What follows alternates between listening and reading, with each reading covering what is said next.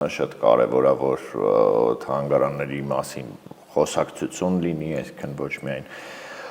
պես լուր այցելություններ, որը որ իհարկե ամենակարևոր բանն է, բայց այդ առհասարակ այս թեմայի շուրջ պես երկար նկատի ունեմ հաստատուն հետևողական դիալոգները, ինչը որ նախաձեռնել ես, կարծում եմ շատ կարևոր եւ շատ դեպքերում նաեւ պակասող հանգամանքեր եւ բարի ընթացք է մարդու այն կինոյի մեջ որ դու ընկել ես հիմա, ասենք ասենք այդ թանգարանային այդ բլոկի մասին եւ մի շատ կարևոր կառույցի մասին, որը ըստ ինձ ինքը տենց ինչ որ հեղափոխական որոշում էր, տենց հիմնադրամ ստեղծել կա որոշակի վերլուծություն դրա, որ մոտավորապես 30%-ով հիմա դա այստեղ տարբերությունն է, որ ես ոնց որ խոսում եմ ինչ-որ պատկեր, որը որ ոնց որ ընդհանուր է, բնականաբար, եւ այդ ընդհանուր պատկերի մեջ կա մոտավորապես 30%-ի չափով տեսանելիության բարձրացում սոցիալական ցանցերում, այսինքն այդ reach կոչվածը, ցանկացած որոշում, որը որ բավականին կտրուկ փոփոխություն է ենթադրում, բնականաբար իր մեջ պարունակում է բազմաթիվ ռիսկեր, ու այդ ես այս պահի դրությամբ ամենամեծ ձեռքբերումը համարում եմ այն, որ այդ process-ը իրականացվեց հնարավորինս չեզոքացնելով նաև այդ դրան հղի այն ռիսկերը, որը իր մեջ նաև պարունակում է։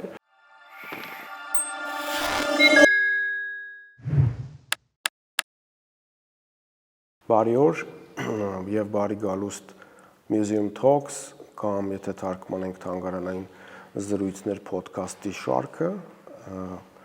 ես Հայկն եմ Մկրտչյան, թանգարանների միջազգային խորհրդի կամ ICOM Հայաստանի նախագահ եւ որոշել ենք տենց մի հատ յուրահատուկ ոդքասթների շարք սկսել այս տարի, նաեւ նվիրելով ICOM-ի ստեղծման 80-ամյա հոբելյանին եւ այս ոդքասթը երևի թե մյուս բոլոր ոդքասթներից կտարբերվի նրանով, որ մենք սա նկարում ենք բացառապես թանգարանային միջավայրում եւ խոսելու ենք մարդկանց հետ, ովքեր կապ ունեն թանգարանների հետ կամ աշխատելու են թանգարաններում եւ այդ իմաստով կուզենայի իհարկե շնորհակալություն հայտնել մեր Հայաստանի ազգային պատկերասրահին այս գեղեցիկ արվեստային միջավայրը մեզ տրամադրելու համար եւ մեր գործընկերներին մշակույթի զարգացման հիմնադրամին նկարահանումներին աջակցելու համար եւ մեր ոդքասթների շարքը ես որոշել եմ սկսել մեր ICOM Հայաստանի գործընկեր մշակույթի զարգացման հիմնադրամի տնօրեն Կարեն Ավետիսյանի հետ։ Կարեն ջան, ողջույն։ Ողջույն, Հայկ, ողջույն։ Շատ ուրախ եմ, որ համաձայնեցիր մեր հետ զրուցել թանգարանների մասին։ Գիտեմ, որ այսօր առավոտյան ես ժամանել Եվրոպայից, հաստատ թանգարաններում եղել ես, մի քիչ կուզեմ իմանամ որտեղ ես եղել, ինչեր ես տեսել, միջև որ կանցնենք մեր հիմնական հարցերին, որովհետև ես իրականում մի քանի հարց նախապատրաստել եմ քեզ համար, բայց մենք այդպես պարփակված չենք լինելու այդ հարցերի շուրջ, խոսենք միայն, որ հուսամ շատ հոգնած չես եւ մի քիչ քո ժամանակից մենք կխլենք ես։ Ես եմ շնորհակալ, ես եմ ողջունում ես նախաձեռնությունը, շատ կարևոր է, որ թանգարանների մասին խոսակցություն լինի, այսինքն ոչ միայն պես լուր այցելություններ, որը որ իհարկե ամենակարևոր բանն է, բայց այդ առհասարակ այս թեմայի շուրջ պես երկար նկատի ունեմ հաստատուն հետևողական դիալոգները, ինչը որ նախաձեռնել ես, կարծում եմ շատ կարևոր եւ շատ դեպքերում նաեւ պակասող հանգամանքեր եւ բարի ընթացք է մարդու Պես աշխատանքային այց էր Լյուքսեմբուրգ, որը կապված էր մշակութային ուղիներ նախաձեռնության հետ, իհարկե ցանկացած եվրոպական այց ինքնին քննարկման ենթակա չի բնականաբար թանգարանների այցելությունները, որովհետև կարծում եմ գրեթե բոլորի մոտ է այդպես, որ այդպիսի առիթ է Լյուքսեմբուրգը ամենահայտնի մշակութային երկիրը չէ, բայց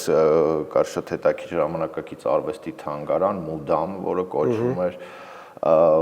որ պես պատմական լանդշաֆտի եւ պես հին ամրոցի փլատակների վրա վերառած ժամանակակից արվեստի թանգարաններ շատ հաճախ է լինում, այսինքն այդ սիմվոլիկան անցյալի եւ ներկայի, բայց շատ բարձր մակարդակի արված, շատ տպավորիչ եւ պես հետադարձ չվերթը, քանի որ Ամստերդամով էր, Ամստերդամն էլ միշտ Ամստերդամը ցանկացած պարագայում այդ Rijksmuseum, Van Gogh, այդ ցավոք ոչ բոլորի համար է Ամստերդամը ասոցացվում թանգարանային որպես, բայց բնականաբար ովքեր գոնե մեկ այցելություն ունեցել են եւ ենթադրենք թանգարանային թաղամաս են այցելել, որտեղ նույնպես կան իրենց ավելի տուրիստական պոպ այցելության վայրերը եւ ավելի, այսինքն Ամստերդամի այդ առավելությունը ամենաինտելեկտուալից մինչեւ ամենաայսպես մակերեսային, ամենախորքայինից մինչեւ յուրաքանչյուր մարդ բնականաբար իր ձևով բացահայտում է եւ ինչ ուզում է այնտեղ գտնում է, նամանավանդ որ անգամ եթե դու անընդհատ այցելում ես, անընդհատ տեսնում ես, բացի այդ մշտական ցուցադրությունների անվերջ վերաիմաստավորումները նաև միշտ լինում են ժամանակավոր ցուցադրություններ, որոնք շատ տպավորիչ են եւ անգամ օրինակ Վան Գոգի թանգարանը, որ գրեթե բան ինչ ավել կարելի է անել ոնց որ Վան Գոգի շուրջ թվում է թե, բայց անընդհատ այդ հսկայական կուրատորական ինստիտուտները միշտ գտնում են պես ֆանտաստիկ լուծումներ, այդ վերջին օրինակը այնտեղ yellow խորագրով պես դեղինի հայեցակարգով ցուցադրություններ մուլտի ժանրային, որը կապ ուներ Վան Գոգի արևածաղիկների Վան Գոգի արևածաղիկի դեղինը, որ վերցված էր որպես սկզբնաղբյուր եւ հետո տարբեր իրենից եւ այդ տեղինից ոգեշնչված արվեստագետներից մինչեւ ժամանակակից արվեստ Օլաֆուր Էլիսոն մեծագույն ժամանակակից արվեստագետներից մեկը, որը ստեղծագործում է Լուիսի հետ եւ այդ Լուիսի դեղինը, բայց նաեւ այդ միջակայքում ստեղծված էին հատուկ հոտեր դեղինի համար, որպեսզի մեկ այլ պատ կոտրվի, այսինքն տարբեր զգայարանների շուրջ հավաքված լինի, թվում է թե շատ այսպես նեղացված մի հատ դեղինի շուրջ ծավալվող էքսպոզիցիան հասնում է մի քանի հարգերի, մի քանի ժանրերի, մի տարբեր մոտեցումների, այնպես որ դա նաև երբ հերթական անգամ այդ Ռեմբրանդտի կտավը Rijksmuseum-ում ռեստավրացիայի շրջանում, թե ինչպես են օրինակ ռեստավրացիան ինքնին դարձնում էքսպոզիցիայի մաս եւ թվում է թե այդ ամենահայտնի կտավը Վան Գոգի, որ մարդ չկա, որ չգիտի էլ ավելում, բայց երբ որ տեսնում է այդ ռեստավրացիոն ընթացքի մեջ, կարծես ոնց որ մեկ այլ շերտ ավելանում, այնպես որ բնականաբար Ամստերդամը մի ուղղակի էս ընթացիկ օրինակներ, բայց դա շատ լավ առիթ է ընդհանրապես թանգարանների կենթանի լինելը, զարկերակի վրա լինելը, այդ ամեն ինչին ծանոթանալու, վերածանոթանալու, անընդհատ ոնց որ դրա միջոցով դու ես ինչ որ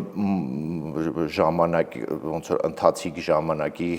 մաս է քեզ զգում, ինչ որ տենդեցներ կամ տրենդեր փորձում նաև դուրս բերել, այնպես որ դա եւ ընդհանրապես հիմիկվա ժամանակաշրջան ես թռիչքների ավելի հասանելիությունը, չէ, Եվրոպայի անհամեմատ ավելի շատ հոսքերը, կարծում եմ, որ ոչ ուղիղ, բայց ժամանակի ընթացքում շատ մեծ դրական ազդեցություն կունենան ընդհանրապես հասարակության վրա, որովհետև այդ փորձառությունները դրսի բնականաբար իրենք թե կրթական, թե մշակութային աշխարհայացքին հազարավոր լրիվ համաձայն եմ հետդ, որովհետև այս ցանկացած պարագայում ասում են, չէ, ճանապարհորդությունը դա լավագույն կրթությունն է նաև, ինչ որ իմաստով դու գնում ես, այդպես բացահայտում ես, իսկ այդ քո նշած թանգարանները ոնց որ մենք ժամանակին e-com-ով առիթ ունեցել ենք հենց տվյալ թանգարաններից նաև մարդիկ հրավիրել, որոնք տարբեր կոնֆերանսներին keynote-ներ են, սպիկերներ են եկել եւ խոսել են այդ զարգացումներից, օրինակ Reichs Museum-ի դեպքում հիշում եմ, որ ինքը տոտալ 10 տարի, եթե չեմ սխալվում, փակ ա եղել Ամստերդամում ամբողջությամբ վերակառուցման եւ երբ որ իրան բացեցին, որպեսզի ճիշտ մարքեթինգ անեին, ճիշտ թիրախավորեին եւ դիրքավորեին, հրավիրել էին մի հատ, եթե չեմ սխալվում, անունը Մարիո Լին, անունով մի հատ աղջկա, ով որ Եվրոպայում լավագույնն էր, вообще գովազդային արշավների կազմակերպման եւ ինքը ամբողջությամբ ղեկավարեց այդ Reichs-ի արշավը, կեմպեյնը գովազդային եւ ֆանտաստիկ, ասենք, այցելություն ցուցանիշներ են ապահովում, այսօր top 10-ի մեջ են կարծեմ։ Կարեն ջան, գիտեմ, որ շատ տարբեր ոլորտներից կարելի է քո հետ զրուցել, այդ ոնց որ չի քննարկվում իհարկե, դու նաև Ոսկե Ծիրանի Երևանյան միջազգային կինոփառատոնի գեղարվեստական ղեկավարն ես, չէ՞, եթե ճիշտ եմ ասում, բայց այսօր մենք ուզում եմ, որ մի քիչ խոսենք հենց թանգարանային, այսպես, այն կինոյի մեջ, որ դու ընկել ես հիմա, ասենք ասենք, այդ թանգարանային այդ բլոկի մասին եւ մի շատ կարևոր կառույցի մասին, որը ըստ ինձ ինքը տենց ինչ որ հեղափոխական որոշում էր, տենց հիմնադրամ ստեղծելը, որովհետև գիտես թանգարանները միշտ բոլորը աշխատել են անկախ, բոլորը ղեկավարել են իրանց ոլորտային ինչ որ ուղղությունները իրանց ներքին ռեսուրսով եւ հանկարծ հայտնվում է մի հատ հիմնադրամ, որը պետքա որոշակի ուղղություններ, այսպես ասած, ինքը իրականացնի, այդ թվում եւ գիտենք սոցիալական մեդիայի մասնա, ցուցահանդեսներ, շատ տարբեր ուղղություններ։ Մի քիչ կուզենայի այդ հիմնադրամի ձեր առօրյա գործունեության մասին խոսես, օրինակ ինչ է արվում, որ թանգարանները մի քիչ փոխվեն դեպի, եթե կուզես, այդ դեղինի կողմը դեպի գնան, այսինքն այն տենց ինչ որ հետաքրքիր բաներով սկսեն ներկայանալ եւ արդյոք այդ մասով ստացվում է թանգարանների հետ աշխատել, էլի։ Սիրով, ուղղակի դեղինի կողմը, որ ասացիր, եւս մի բան հիշեցի, որ նախորդ հարցին էր վերաբերում, այդ նույն Reichs Museum-ում ես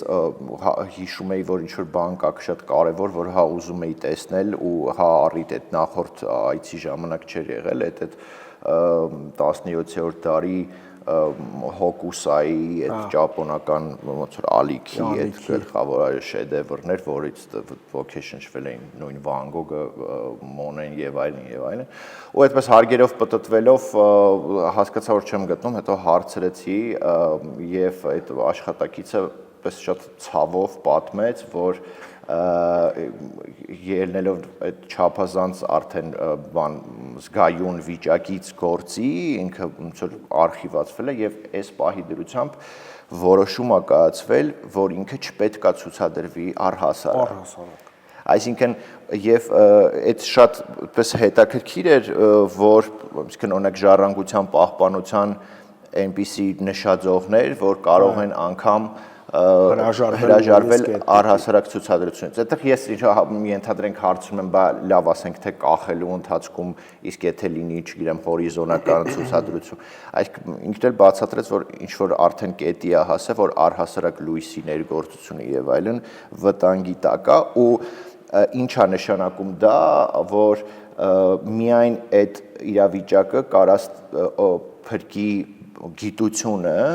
այս ընթացքում ենթադրենք այնպիսի մեխանիզմներ, տեխնոլոգիաներ առաջ քաշելով, որը հնարավորություն կունենա վերադարձնելու այդ կտավը։ Միևնույն ժամանակ դա ինչ-որ լեգենդ է արդեն ստեղծում դրա շուրջ, ցույց տվեց ենթադրենք մերչեր իմ նման հարյուրավոր մարդկանց, որոնք եկե հասել են, հələ ես այդպես ձեռքի հետ հիշեցի դրա մասին, բայց մարդիկ, որ այդպես ուխտագնացության նման եկե հասել են դրա համար ու տեսել են, որ չկա, ու հետո այդպես տխուր մերչեր են այդ ալիքի ոնց որ մոտիվներով, այն այդպես community, որոնք որ չեն եկել։ Այդ այդպես միջանկյալ է ոնց որ բան անեմ, այդ իրականում շատ հնարավոր է հենց կուրատորական հնարք է դաժե դա, իրականում չենք բացառում այդ կոնսերվացման խնդիրները, որովհետև Հոկուսայի այդպես լայն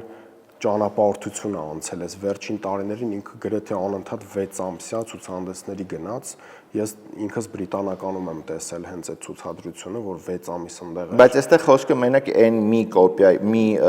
բայց դա ոնց որ առանցքային հենց այդ բանն է էլի այդ գործերից մեկն է ու հա այդ իրականում դրա շուրջ ստեղծվում են տենց լեգենդներ բաներ այդ ամեն ինչը ոնց որ շատ հնարավոր է նույնիսկ քննարկներ է բայց վերադառնալով հիմնադրամի գործունեության որոշումը, որը որ կայացվել էր,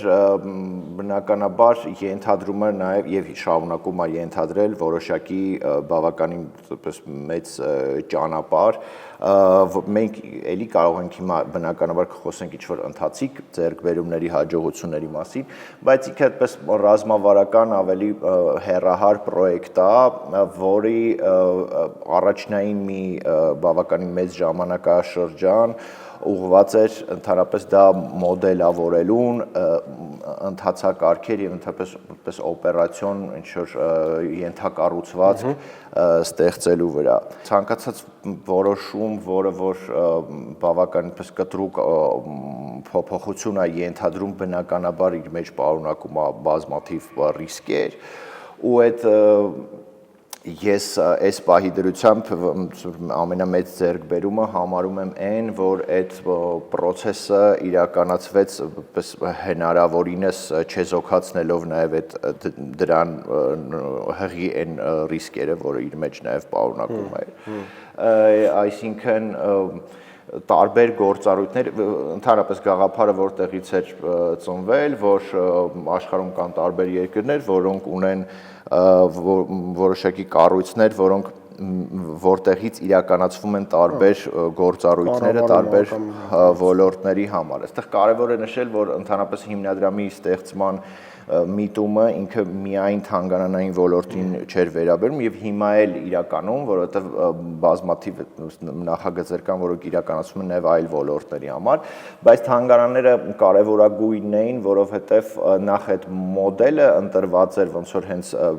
մտքում ունենալով առաջին հերթին թանգարանները որպես այդպես նախ տնտեսականապես անհամեմատելի շատ այլ ոլորտների հետ այսպես ոչ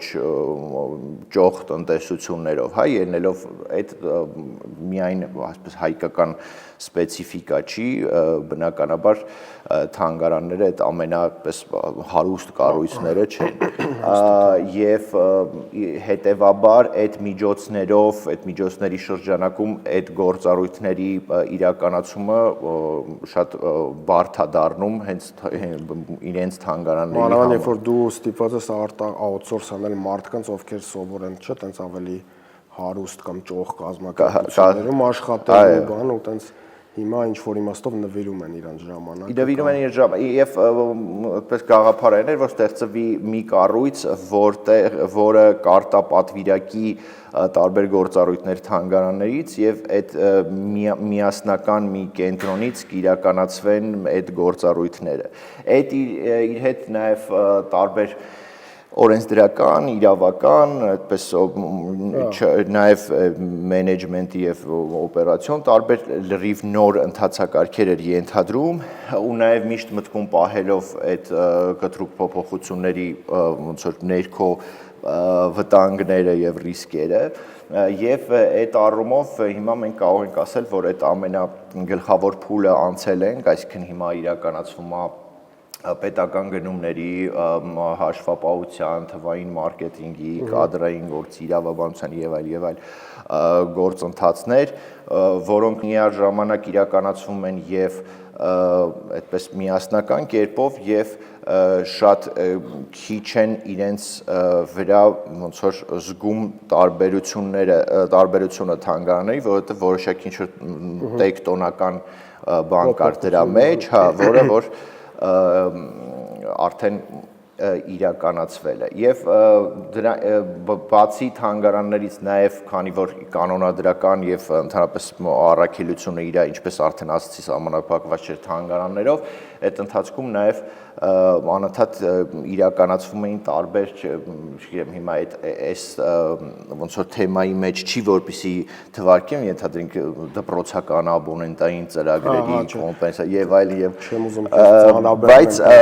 այո այդ ամենը բավականին շատ էր հիմա կան որոշակի ձեռքբերումներ նաեւ այդ միասնականության իմաստը նրանում էր որպեսի նախ այսպես ինստիտուցիոնալ հիշողության տեսանկյունից դա կենտրոնացված լինի եւ այդտեղ նաեւ դեռևս մեծ աշխատանք կա կատարելու, որովհետեւ տվյալների հավաքագրման առհասարակ ոլորտի դեռևս լիքը ճանապարհ կա անցնելու, հա, տուրիզմի հետ կապված փոխկապակցվածությունը այդ ամենի ընդհանրապես data collecting-ը ու այդ միասնական միտեղ ունենալը այդ ամեն ինչը նաեւ ոնց որ հետագա շարունակության համար այդ ամեն ինչի, որովհետեւ այդ ինստիտուցիոնալ հիշողությունը ընդհանրապես ոնց որ պետական կառավարման կարևոր նպատակ խնդիր է եղել եւ բացառություն չէ բնականաբար նաեւ այս ոլորտը։ Այդ ինստիտուցիոնալ հիշողությունը լուրջ խնդիր է իրականում Հայաստանում բոլոր ոլորտներում, մենակ թանգարաններում չէ, որտեղ այդպես կուրիոզ դեպքեր կային, չէ, որ ասենք մարդը լքում էր իր աշխատավայր, ասենք Facebook-ի էջը իր հետ տանում էր խոսքի ու տենց կոլապսի էր ենթարկվում։ Այո, անձի վրա անձի կենտրոնացած։ Իսկ առհասարակ թանգարանները ոնց ընդունեցին այս հիմնադրամին կար, եթե տենց մի քիչ, որտեվ թանգարանները իրանցով շատ կոնսերվատիվ կառույցներ են մեծ հաշվով, էլ հիմա հետո մի քիչ ուրիշ կանդրադառնանք այդ մասին, բայց ոնց է ստացվում հարաբերությունները տնօրենների հետ, բան, ասենք տենց առօրյա շփումներ է, ինչ որ տենց հետաքրքիր չելենջներ կա, որ աշխատողները քո ունենում են, որտեվ ես ինքս էլ բնականաբար եղել եմ նաև որոշ ժամանակ հիմնադրամի աշխատող եւ ինձ համեմատած հեշտ էր, որտեվ ինձ թանգարաններում միգուցե ճանաչում էին, ինչ որ շփումներ ունեն, բայց ես գիտեմ, որ աշխատողների մեծ մասը նաև ոչ թանգարանային են եւ այդ հարաբերությունները ոնց է կառուցում հիմնադրամը, օրինակ, տենց ինչ մարտահրավերներ ունես էլի։ Դե սկզբնական շրջանում բնականաբար ավելի դժվար էր տարբեր գործոններով, դրանցից հիմնականները նշեցիր, այսինքն նախ են որ ցանկացած նոր բան պես շատ ոչ միանշանակա ընդունվում եւ շատ բաներ ընթացքներ նաեւ կախված էին հենց այդ ընդունելու ոնց որ շեմից, հա, այսինքն որ թանգարանը ոնց որ ինչքանով է բաց լինում դրա, բայց այդ ոնց որ հարցի մի կողմն է, մյուս կողմն էլ էր, որ ինքը անձնակազմն էլ քանի որ մասնակի էր այդ ոլորտից ու ոնց որ այդ նույն մարտահրավերները կային նաև մեզ մոտ ոնց որ բավարարելու այդ շարունակում են մնալ, այսինքն այդ ինչ որ մշտական process է, նաև բավարարելու են ակնկալիքները, որոնք որ ունեն այդ թանգարանները, այսինքն այդպես երկու ստեկ նախ մենք մեր վրա աշխատանքը եւ թանգարաններն էլ ոնց որ ձեռք մեկնելու առումով, որովհետև առանց իրենց պատրաստակամության եւ բաց լինելու այդ process-ը չի կարող իրականանա, ինքը այդպես ոնց որ փոխլրացման հիման վրա է։ Հա, որովհետև այս վերջին համենայն դեպս տարի կամ 2 տարի թանգարաններում առնվազն այդ սոցիալական մեդիայում այն ինչ որ տեղի է ունենում այդ ռիլերի նկարահանումներ, բաներ, ես չեմ հիշում, որ նախկինում այտենց մասսայական ու ակտիվ ա եղել այդ process-ը ու բնական է ինքը իր հետևից բերում է տեսանելիություն եւ այլն, այսինքն թանգարանները ռեալ ավելի ոնց որ ճանաչելի, ավելի հետաքրքիր են ինչ որ իմաստով դարձել էլի։ Կա որոշակի վերլուծություն դրա, որ մոտավորապես 30%-ով հիմա դա այստեղ տարբերությունն է, որ ես ոնց որ խոսում եմ ինչ որ պատկեր, որը որ ոնց որ ընդհանուր է, հա, բնականաբար, եւ այդ ընդհանուր պատկերի մեջ կա մոտավորապես 30%-ի չափով տեսանելիության բարձրացում սոցիալական ցանցերում, այսինքն այդ reach կոչվածը, որը հասանելի է դարձնում այդ content-ը ավելի լայն սոցիալական մեդիայի օգտատեր լսարանի, նաև այդ էլ է շարունակական process, բայց արդեն կան մի շարք թանգարաններ, որոնց համար իրենց հետ միասին մշակվել է օրինակ այդ կոմունիկացիոն համակարգը, դիզայնի համակարգը, որ դրանք այդպես առանձին գեղագիտությամբ գրառումներ չեն, այլ ոնց որ ունեն իրենց ընդհանուր ֆրեյմինգը, մեխանիզմը, ենթադրենք Google-ում տարբեր տեսակի գովազդներ, ոչ միայն այդ, ոնց որ ուղիղ Facebook-յան պոստերի կամ Instagram-յան, այլ նաև նախ Instagram-ն է ավելացվել, դա շատ կարևոր բան, որովհետև ինչ որ մի հատ կետ էր, որտեղ նաև աշխարհում տրենդը ավելի շատ դեպի Instagram-ներ գնում, մասնավորապես թանգարանային առումով, որովհետև վիզուալի հետ կապված ոլորտները ավելի շատ Instagram-ում էին այդ հարթակ գտնում, իսկ թանգարանը հենց առաջին հերթին այդպես տեսողական բովանդակության հետ կապված է, նաև այլ գովազդի ձևեր, Wi-Fi, ենթադրենք մարքեթինգը, այդպես տուրիստների էլեկտրոնային փոստերի կիրառելիությունը, այդտեղ էլ կան ինչ-որ դա արդեն կիրառվում է, դա կիրառվել է մի անգամ, մի քանի անգամ դեռևս այդ ընդհանուրը մենք համարում ենք պիլոտային, բայց այդ պիլոտայինը արդեն ոնց որ իր այդ գործակցի առումով էֆեկտիվության դրական արդյունքներ է բերել, ոնց որ հազարավոր տուրիստներ են եղել, որոնք այդ հասանելիությունը ոնց որ ստացել են այդ ինֆորմացիան փոխանակվում, այսինքն իրանց մուտքը Հայաստան, իրենց մուտքը Հայաստան, այստեղ ոնց որ այդ գլխավոր կետը, որտեղ այդ շղթան, որից որ սկսում է, այդ Wi-Fi-ի գրանցումն է, որը որ սովորաբար անում է տուրիստը, որտեղ որ նշում է mail, եւ սովորաբար հետազոտությունը ցույց է տալիս, որ մեծամասնությունը իրական mail են նշում։ Որտեղ դա գեներացվում է, չես կարա սխալ բաներ ես, էլի։ Եվ այսինքն ստանում է դրանից հետո արդեն սկսում է ինքը ստանալ որոշակի այդպես ինֆորմացիա։ Ցանկացած ընդհանուր առմամբ այդպես մարքեթինգային գործընթացները շատ դժվար են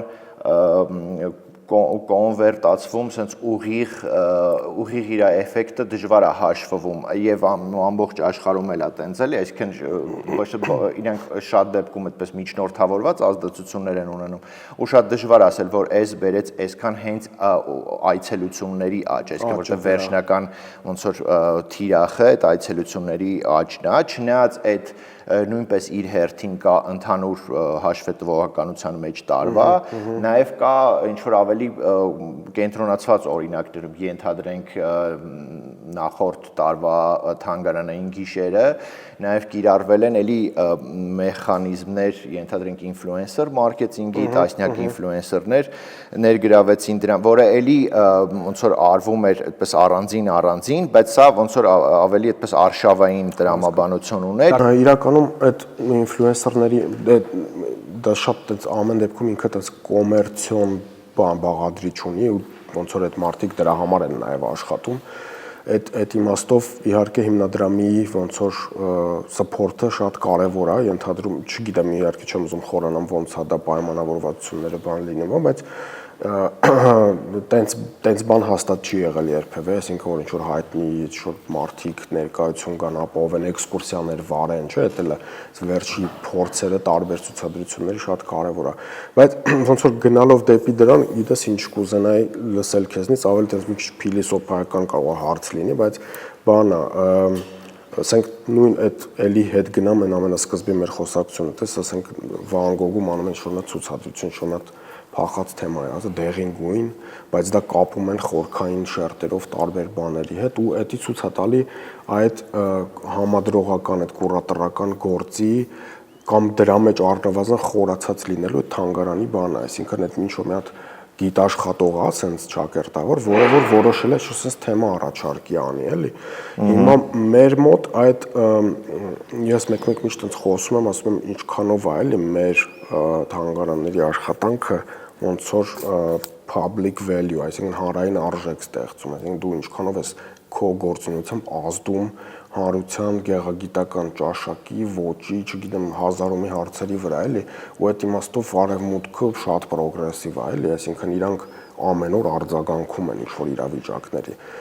ասենք ամենավերջի կամ հերու մի քիչ առաջվա այդ Black Lives Matter, այսինքն այդ ակցիան ինչից սկսեց, երբ որ մեկը բայց դրան թանգարանները արձագանքեցին արվեստային աշխարհաբան, այդ իմաստով մեր թանգարանները դու ոնց կգնահատես, ասենք իրանք տենց կարող է սպարփակված են ինչ-որ երևույթներից չեն կարողանում ամեն ինչին արձագանքեն, բայց վերջին փոփոխություններով ինչ է պատկերացնում, էլի մերոնք ավելի շատ պրոգրեսիվ են, ռեգրեսիվ են, ներառական են, չգիտեմ, շոշափելի են իրանցով որպես տենց Նայ, այդ շատ հետաքրքիր հարց է, եթե երկու մասի բաժանենք, առաջի մասը մի հատ sense disclaimer-ը պահանջում, որ ես այդպես շատ ինձ իրավունք չեմ վերապահում դրա մասին խոսել, ելնել մշակույթի զարգացման հիմնադրամի կոնտեքստում առնվազն, որովհետև դա արդեն այն մասն է, որտեղ ես չունեմ լիազորություն, արտեցություն, դեր եւ այլն, թե դրական, թե բացասական ցանկացած իմաստով։ Դա այդ մեծ առումով, հա, գիտական մասն է, այդպես պայմանական ասած, որը որ գիտություն լայն իմաստով, այսինքն բովանդակությունը ոնց որ այդ հենց թանգարանինն է, ու ոնց որ ես այդ իրավունքը չեմ վերապահի, ոնց որ գնահատեմ այդ բովանդակությունը։ Ունեմ իմ ոնց որ կարծիքներ որպես այցելու, որպես չգիտեմ արվեստասեր կամ բայց ոնց որ այս կոնֆիգուրացիայի մեջ նկատի ունեմ, բայց քանի որ իրոք հարցը այդպես շատ լայն է ու որոշակի առումով փիլիսոփայական էլ է, ինչու՞մն է ոնց որ հետաքրքրությունը, որ թանգարանը իր բնույթով առհասարակ կոնսերվատիվ է, այսինքն չէ իր բնությունը, ինքը ենթադրում է, ինքը հենց պահպանում, այսինքն առաջին ոնց որ իր ֆունկցիան, առաքելությունը այդ ոնց որ այդպես փայփայել, պահպանելն է մշակութային ժառանգությունը, պատմական հիշողությունը եւ այլն, այսինքն կա ինչ որ մի հատ շեմ, որ ենթադրում է այդ պահպանողականությունը, որ այդ նորմալ է, որ այդ բոլոր թանգարաններն էլ կամ այդպիսին են կամ այդպիսին էին կամ այդ ճանապարհը անցել են, ոնց որ ԴՆԹ-ի մեջ թանգարանի պահպանողականությունը ինքնստինքյան կա։ Ի տարբերություն այլ ոնց որ ոլորտների, որոնք ընթացիկ process-ների որոնք կենտրոնացած են այդ ժամանակի ընթացիկ process-ների վրա, ամեն դեպքում թանգարանը այդ իր հերթին, բայց առաջին հերթին կենտրոնացած է այդ ժառանգության ավելի գլոբալ համեծ ֆունկցիա է, որ նշում ես։ Որը շատ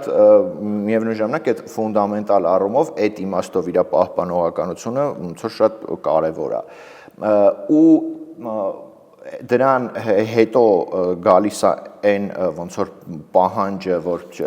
բայց դրա հետ մեկտեղ թանգարանը պետք է լինի նաև ոնց որ ժամանակին շուտ արձագանքող, պրոգրեսիվ եւ այլն, ու այդ պահանջը ու այդ ճանապարհը իրականում ունեցել են շատ հզոր ինստիտուցիաներ, որոնք, այսինքն բրիտանական թանգարանը ենթադրենք միշտ պահպանողականության մեղադրանքներ ստացել է եւ ինչ որ առումով շարունակում էլ է ստանալ, անգամ չգիտեմ մոման, որը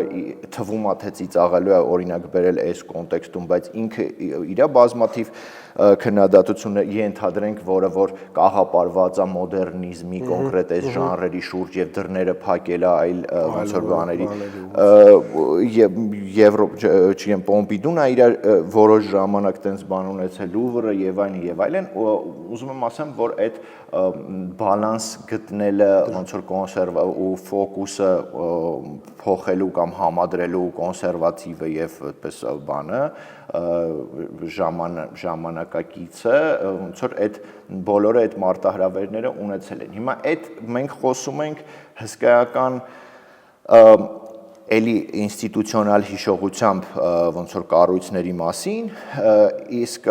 Հայաստանը բացի այնից, որ ցանկացած ինստիտուցիոնալ հիշողության ոնց որ ժամանակային ծիր շատ կրճատված է, որտեղ մենք նայում ենք ոչ թե պատմական հիշողության տեսանկյունից որքան հին են այդ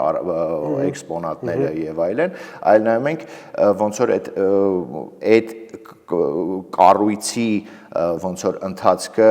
որքանով է անշեղ եղել, հետևողական եղել, այդ չափանիշով որ նայում ենք մեր մոտ դե շատ բաներ ու ցանկացած ոլորտում չէ կտրտված են շատ, նաև մի հսկայական շրջան ոնց որ խորհրդային թանգարանային մենեջմենտներ, չէ, ու որը որ իր լրիվ խաղի կանոններներ դրել, որը շատ ավելի շատ բնականաբար այդ կոնսերվատիվ դիսկուրսի մասներ ու կայացումները այդ կառույցների անցել են իրանց մեջ շատ հիմնական դերակատարում ունեցել այն բազմաթիվ տասնամյակները, որոնք այդ խորհրդային կառավարման մեջ են, որը այդպես լավի ու վատի հարց չի, այսինքն դրական իմաստով էլ ոնց որ այդ կայացման հարցում մեծ դեր ու նշանակություն է ունեցել, որովհետև հենց այդ խորհրդային շրջանը ոնց որ ռեսուրսի տարբեր առումով չէ, հնարավորությունները տալիս էր, հետո ոնց որ թևակողեցինք ուրիշ փուլ ոնց որ բայց ժառանգելով շատ ուժեղ այդ ինստիտուցիոնալ հիշողությունը ու այդ դրա վերափոխումը բավականին բարդ process է նաև հաշվի առնելով որ առհասարակ Հայաստանը արձագանքման առումով տարբեր, չգիտեմ, էսթետիկական կամ տարբեր ուրիշ ոնց որ վեկտորների մեջ հեչ այդպես լավագույն արագ արձագանքման հասարակությունը, այսինքն այդ ավելի լայն պատկերի մեջ այդ կոնսերվատիվ լինելը մեզ բնորոշել է, հələ թանգարանը, բայց այդ մեծ պատկերի մեջ ինքնին էլ ավելի ոնց որ կոնսերվատիվ է այդ իր բնություն ու դրա համար այդ ոնց որ process-ը բավականին պես երկար ժամանակ պահանջող է, բայց միևնույն ժամանակ իհարկե հիմա այդ թեկուզ ուժ, թեկուզ, չգիտեմ, որոշակի դիմադրողականությամբ կամ այդ ամեն ինչը հաշվի առնելով, մեկը մենք հիմա տեսնում ենք ներառականության, ենթադրենք ինչ-որ ինտեգրացիա էլեմենտներ ընդունում դրա թանգարանների կողմից եւ տեխնոլոգիաների եւ այլն, այդտեղ իհարկե նաեւ մի մաս կա, որը որ կապված է նաեւ ոնց որ ֆինանսական ներդրումների հետ, այս ամեն ինչը մենք խոսում ենք, նաեւ կարեւոր է հասկանալ, որ իրականացվում է այն ռեսուրսների շրջանակում, որոնք որ կան, որոնք որ բարեբախտաբար ավելանում են ի համեմատ, այսինքն այս անկախության շրջանի, եթե այդպես բանը նայենք, համեմատական շոկացանը ավելանում են եւ այդպես վերջի տարիների ներդրումները անհամեմատ ավելի մեծ են եղել հիմա մասնավորն է գալիս նաեւ մասնավորն է գալիս, այսինքն այդ process-ը առհասարակ դանդաղ է Հայաստանում բնականաբար եթե համեմատում ենք այդ շատ այսպես առաջադեմ եւ հարուստ երկրների հետ բնականաբար ավելի դանդաղ է թե օբյեկտիվ թե սուբյեկտիվ պատճառներով եւ այդ մի շրջանակի մեջ էլ թանգարանը որպես ոչ ամենաարագ արձագանքողը բայց այդ կարևոր ճանապարհը, որ ընթացքի մեջ է, մեր ակնկալիքներին համեմատ գուցե դանդաղ, գուցե իր այդ բոլոր գործոնները հաշվի առնելով նորմալ, բայց ամեն դեպքում ոնց որ այդ ուղղությամբ է գոնե ընթացքը գնում, որը ամենակարևորն է։ Ես հիշում եմ, որ անցյալ տարի, երբ որ ես դեռ հիմնադրամում էի աշխատում եւ հիմնադրամը եւ ԱՄՆ դեսպանությունը այդ միջազգային այցելու ծրագիրն էին կազմակերպում, այն ժամանակ մենք 10 կարծեմ տնօրեններ թանգարաններից մասնակցում էին այդ փոխանակման այցին եւ շատ տարբեր լոկացիաներում եղանք եւ իրականում ուրախալի էր տեսնել, որ շատ դեպքերում մեր թանգարանները լրիվ իրանց նույնիսկ ներքին հարդարման, այսպես ցուցահանդեսների կազմակերպման ձևով շատ համարժեք նաև դիրքերում էին եւ այդ շատ ուրախալի էր եւ ոնց որ գալով դեպի այդ միջազգային ծրագրերը Կարեն ջան, ես գիտեմ որ շատ ծրագրեր արվել է, ընթացքում են որոշ բաներ նաև ու միգուցե նաև հեռանկարում կան ինչ-որ պլաններ էլի, նույն բրիտանական թանգարանի հետ ծրագիրը, որ Հայաստանի պատմության թանգարանը արեց, կամ շարունակվում է հիմա Լուվրի ցուցադրությունը, բոլոր այս տեղերում հիմնադրամը իր ներկայությունը ապահովում է որևէ ձևով դա լինում է, այսինքն ոնց է вообще գնահատում այդ, այսինքն դուք այդտեղ ուղղակի մասնակցություն եք ունենում այդ ծրագրերում, թե դուք ինչ-որ մի process-ից գալի մի անում եք, բայց առհասարակ ես շատ կարևորում եմ հենց միջազգային դիրքավորումը հիմնադրամի ու դու ինքդ ոնց ես դա տեսնում ու ինչ ծրագրեր կա, ես գիտեմ ընթացքից նաև մի քանի հարց կտամ, բայց մի քիչ կուզեի դու պատմեիր ինչ է արվում։ Այդ վերոնշված բոլոր ծրագրերում այս կամ այն չափով դերակատարում ունենում ենք, դա կախված է ծրագրից, ծրագիրը ոնց որ ով է նախաձեռնել, որտեղից է սկսել եւ ինչպիսի մասնակցության առհասարակ հնարավորություն կա, այսինքն այստեղ ոչ թե ինչ որ ինքնանպատակ կա, որ ծրագրերը պետք է հիմնադրամ անի կամ ծրագրերը թանգարան արվի, մեծ հաշվով այս ամեն ինչի նպատակը այն է, որ ոնց որ գնալով տենց այդ փոխ լրացնող տենց ինչ որ սիմբիոզ ստեղծվի այդ ամեն ինչի մեջ եւ հիմա դրա ոնց որ օրինակներից մեկը այն է, որ տեղեր կան, որ մինիմալ են այդ ներգրավվածությունը ինչ որ մինիմալ կոմպոնենտներով, տեղեր կան, որ առհասարակ նախաձեռնողականության հիմքում ընկած է եղել հիմնադրամ, այսինքն շատ տարբեր չափի մասնակցություններ, բայց դրանց մեջ կան որոշակի, եթե կարող ենք ասել, նաև ոնց որ պատմական իրադարձություններ, ենթադրենք այն մեծ ձեռքբերումները, որոնք վերջի շրջանում եղան, այդ փայտագրված դրան փեղկը միջնադարի դա այսպես նաև տարածաշրջանային առումով շատ կարևոր էքսպոնատ էր ու նաև մեր հանրապետության պատմության ամենամեծ ոնց որ պետական ներդրումը, որ երբևէ արվել էր թանգարանի համար ձեռք բերելու, որի ոնց որ այդ ձեռքբերման process-ը իրականացվեց եւ հիմա այդ դուրը համալրել է պատմության թանգարանի առանց էլ շատ այդպես նշանակալի դռների այդ հավաքածուն դրա հետ զուգահեռ օրինակ առաջին Սոթբիզի աճուրդից առաջին պետական գնումը իրականացվեց Մարշիլ Գորկու անվերնագիր գործի, որը նաև այդպես գրեթե առաջին Գորկին էր, դա Հայաստանի ազգային պատկերասրահի ցուցադրությունն է, որը դեռևս ընթացքում է, թե այն, թե այդ երկու ցուցադրություններն էլ հնարավորություն կա կան ծրագրեր, որոնք այդ հեռահար բնույթի են, որոնք ուղղված են տարբեր հավաքածուներին եւ քարտեզագրմանը հավաքածուներին, որը կա աշխարհում, դա այդ էլ պես մեկ օրվա, մեկ ամսվա բան չի, բայց շատ կարեւոր է, որովհետեւ ունենք առհասարակ այդ խնդիրը, բայց նաև այդ հնարավորությունը բազմաթիվ արվեստի գործեր սփռված ամբողջ աշխարհում եւ իրավատերեր, որոնք հայկական ծագում ունեն եւ որոնք վաղ թե ուշ դա ժառանգելու ոնց որ հարցի փաստի առաջ են կանգնելու կամ երկընտրանքի առաջ ու ցավոք բազմաթիվ այդպիսի դեպքեր եղել են, որ այդ երկընտրանքը իջի եղել օգուտ մեզ եւ հիմա այդպես տարբեր բանակցություններ եւ աշխատանքներ են տարվում, որպեսզի հնարավորինս դա հիմնադրամը այդ գործունեությունն է անում, որ տենց այդ գործունեությունն է անում, այսինքն ինչ որ պահին մենք ուզում ենք, որ լինի որոշակի գոնե ճշգրտությամբ քարտեզագրված այդ հավաքածուները, ու այդ հավաքածուները անպայման չի, որ լինեն հայկական արվեստի, կարող են լինել եւ այդպես, եւ հայ հավաքորդի, որը ունի, ասենք, կարևոր արվեստային նշանակություն ունեցող հավաքածուներ, եւ հետո հասկանալ ինչ այդպես շահ կարող է Հայաստանը դրանից ունենալ, այնպես որ այդ էլ կարծում եմ ժամանակի ընթացքում կամաց իր իր ոնց որ արդյունքները կտա, բայց այդ միջազգայինին վերաբերվող բացի այդ ընթացիկ համալրման կամ ոչ ընթացիկ ինչպես առանձին այսպիսի դեպքերում են լինում ոնց որ այդ վերոնշված օրինակները նաև կա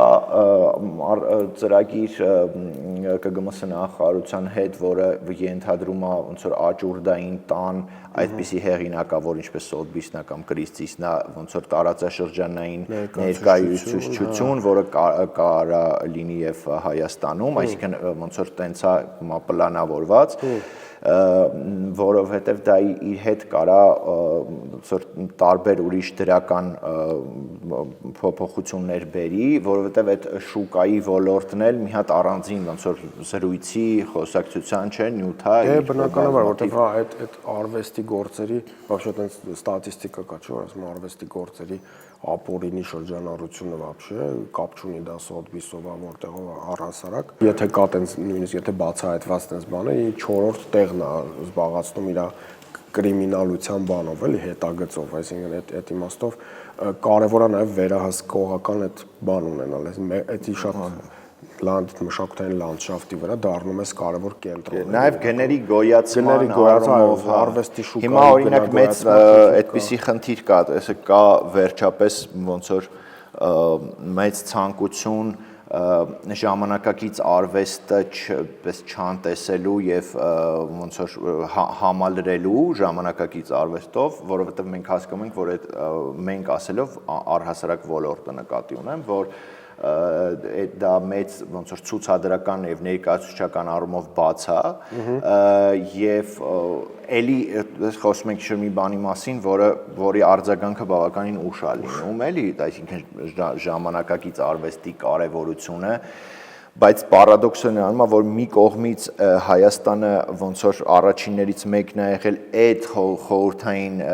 բանի համակարգի մեջ, որը որ այդպես ավանգարդում է եղել ժամանակակից արվեստի, Իգիթյանը, երրորդ հարկը եւ այլն, բայց այդ կտրտվածության մասին, որ խոսում ենք, ինքը թվում էր, թե դրա շարունակականությունը կբերի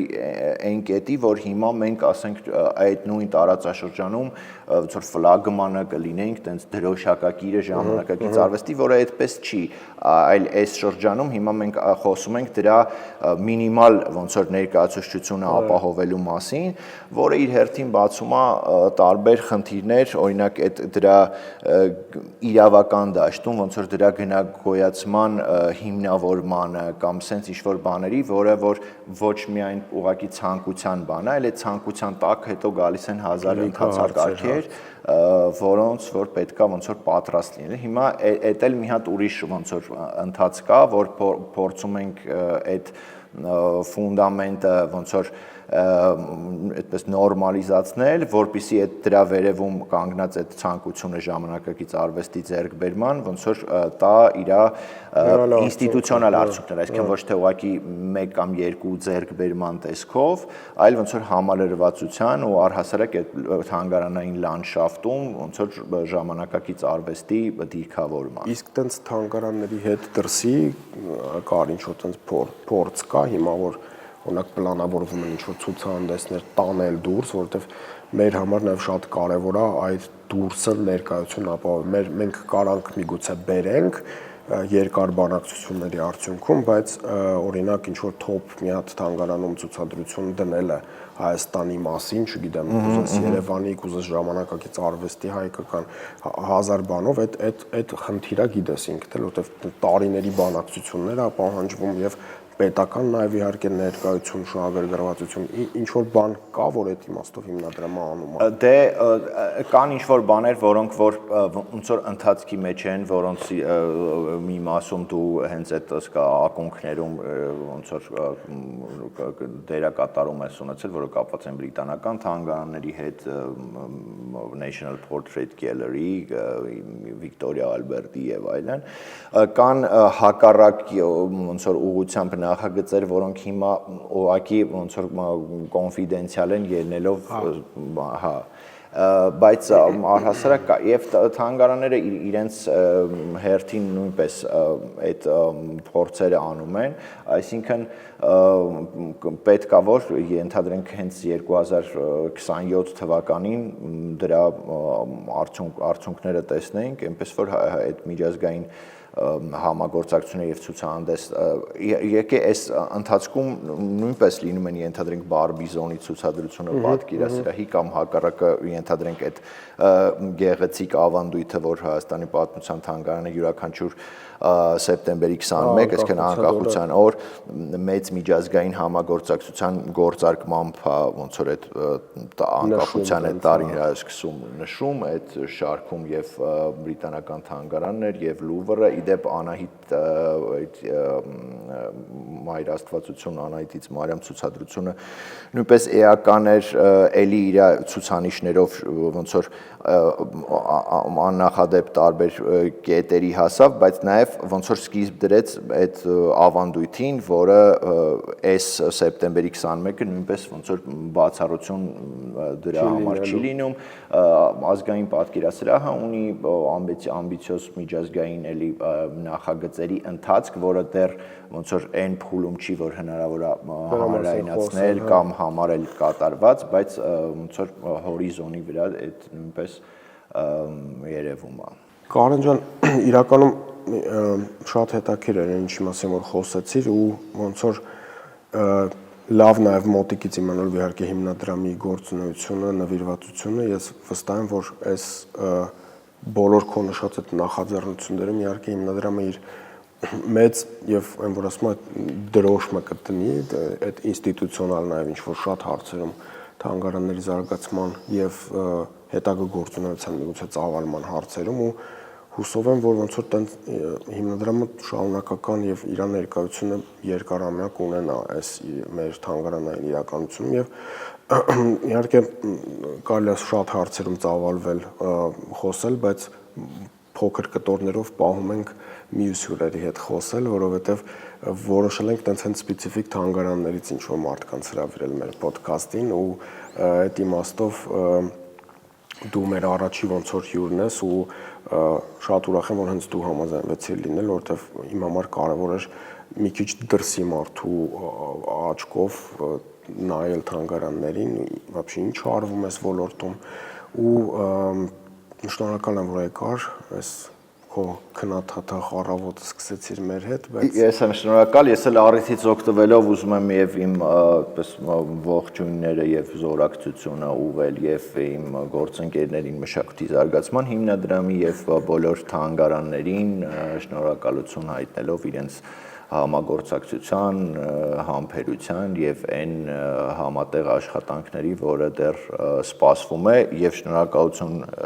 քեզ Իկոմին եւ այս հրաշալի ձևաչափին, որը նույնպես լիահույս եմ, որ շարունակական կլինի, անպայման կհետևեմ։ Դե ես մնում ավարտեմ եւ կրկին շնորհակալություն եմ հայտնում Հայաստանի ազգային պատկերասրահին այս հրաշալի միջավայրը ապահովելու բոլոր աշխատակիցներին